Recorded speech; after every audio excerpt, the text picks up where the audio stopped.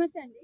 నమస్తే అమ్మా. ఇప్పుడు గవర్నమెంట్‌లో ఎలా పరిపాలన జరుగుతుందండి? ఇప్పుడు పరిపాలన అంటే మాకు ట్రాన్స్‌జెండర్ షేలింగపల్లి, చంద్రనగరు, సదమాలకమ్మ పరివార్ మాది.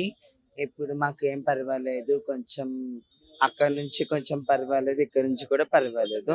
అక్కడి నుంచి 50% ఉంది. ఇక్కడి నుంచి 50% ఉంది.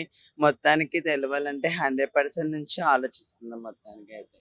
ఎక్కడి నుంచి అంటే వస్తది. మీ వాళ్ళకి కూడా చాలానే ఆహ్, కేటాయిస్తారు గదా! పదవుల విషయంలో కానీ, ప్రతి దాంట్లోని. మీకు అదన్నీ అందుతున్నాయా మరి? ఆ!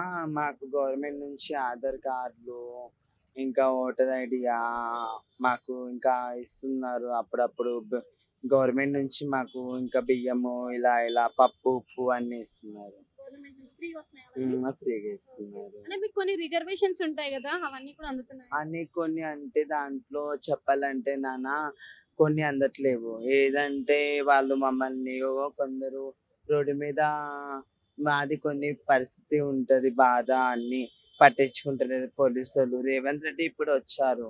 దాంట్లో నేను కాదంటలేను. ఇక్కడ నుంచి మాకు 50% ఉంది. అక్కడి నుంచి 50% నడుస్తుంది. మొత్తం కలిపి 100%. ఎక్కడి నుంచి అంటే కేసీఆర్ నుంచి 50%, ఇంకోటి రేవంత్ రెడ్డి నుంచి 50%, 100% నడుస్తుంది.